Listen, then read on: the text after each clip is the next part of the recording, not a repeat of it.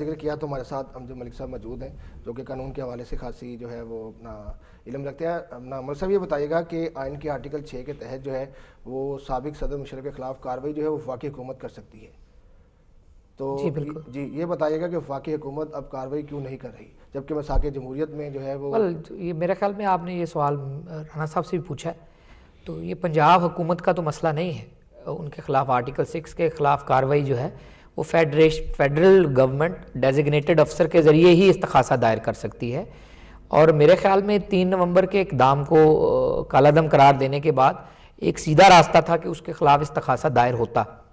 लेकिन देखिए, आपको मारूजी हालात को देखना पड़ेगा, ये सारी पिक्चर को देखना पड़ेगा, और पिक्चर वाज़ेह है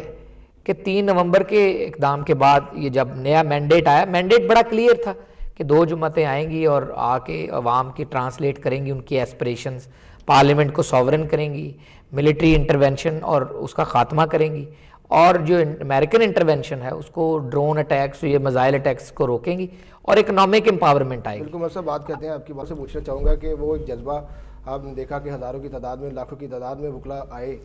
आइन की बहाली के लिए, तो जिस शख्स ने आइन तोड़ा उसके बारे में अब जब मुकदमा होने आ रहा है तो वकला खामोश क्यों है? मेरे ख्याल में एक सियासी हुकूमत वजूद में आ चुकी है, और जो उम्मीदें उनसे थीं कि वो पार्लियामेंट सॉवरन करेंगे, पार्लियामेंट सॉवरन होगी, 17वीं तरमीम ख़त्म होगी, 58(2) जाएगी,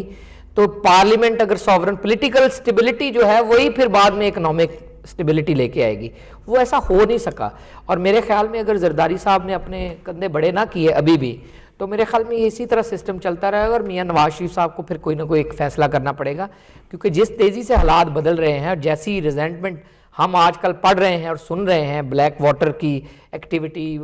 अमेरिकन एम्बेसी को एक्सटेंशन करने वाली, और फिर जो बेसिक कम्युनिटीज़ हैं, शुगर, फ्लावर, इलेक्ट्रिसिटी, इसके ऊपर जो रिजेंटमेंट बढ़ रही है अवाम में, तो मेरे ख्याल में मियाँ साहब को अब खुल के अपोजिशन का किरदार अदा करना पड़ेगा, साइल चुप का ये तोड़ना पड़ेगा, और आगे बढ़ के आप अब लीड करना पड़ेगा कौम को, कि खुदा ना खास्ता ये ना हो कि वक्त रह ही ना जाए पीछे।